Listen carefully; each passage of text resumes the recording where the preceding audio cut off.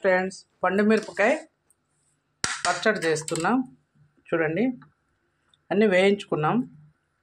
ఇందులో పండు మిర్చి, వెల్లుల్లి, చింతపండు లైట్గా, ఆనియన్స్ అన్నీ వేసి వేయించుకున్నాం ఫ్రెండ్స్. ఫస్ట్ మిర్చి పట్టేస్తాం మిక్సీకి, లాస్ట్ ఆనియన్, వెల్లుల్లి వేసుకుందాం ఫ్రెండ్స్. చాలా బాగుంటుంది ఫ్రెండ్స్ ఇది.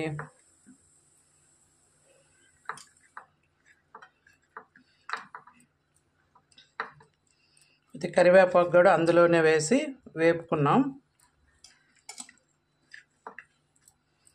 ఇంకా అవన్నీ ఫైనల్గా వేద్దాం ఫ్రెండ్స్.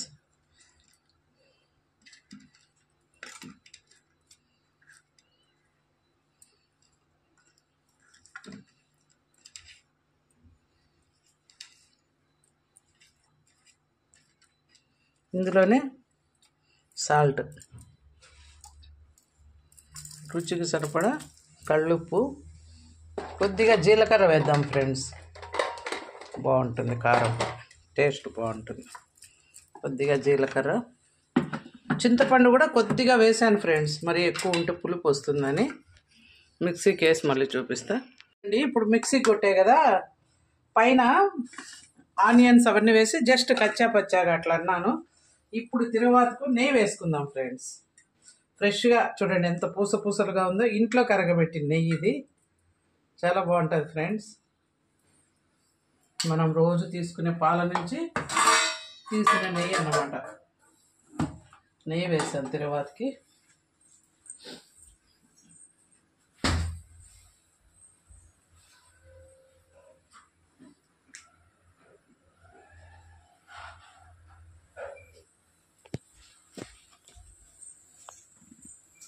మజ్జిగ మిరపకాయలు వేసుకున్నాం ఫ్రెండ్స్. నాకు చాలా ఇష్టం అవి.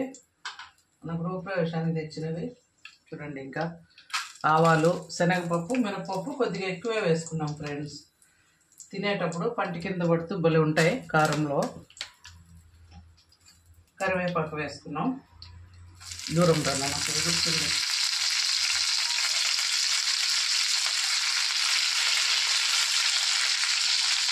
ఇదంతా ఇంకా కలుపుకున్నాం. ఈ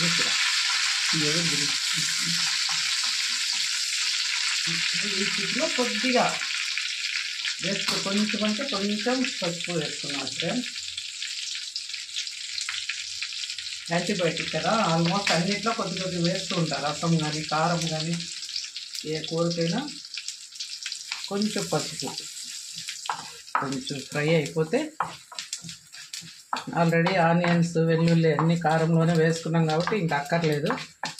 ఇంత సింపుల్ తిరుగుబాటు ఫ్రెండ్స్. దీంట్లో ఈ కారం వేసేసుకున్నాం. కారం అంతా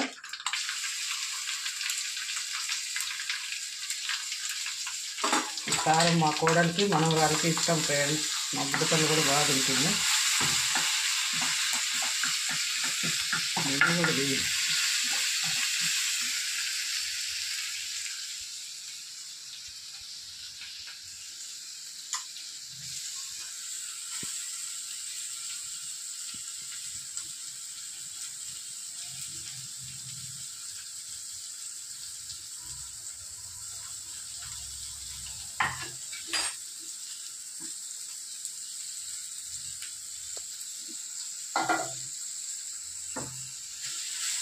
అంతే ఫ్రెండ్స్. చూడండి, తిరువాత పెట్టేసా. ఇది వచ్చి గుమగుమలాగే పండు మిరపకాయ పచ్చడి. ఒక వారం వరకు నిలువ పెట్టుకోవచ్చు ఫ్రెండ్స్. ఇది మనం ఏం వాటర్ వేయలే కాబట్టి జస్ట్ మిక్సీకి వేసాం, ఆయిల్లో ఫ్రై చేసాం, నెయ్యిలో తిరువాత పెట్టాం కాబట్టి దోశలు కానీ, చపాతీ కానీ, రోటీ దేనికైనా, సంగటికి అయితే ఇంకా బాగుంటుంది ఫ్రెండ్స్. అన్నంలో కూడా తినచ్చు. పండు మిరపకాయ పచ్చడి రెడీ.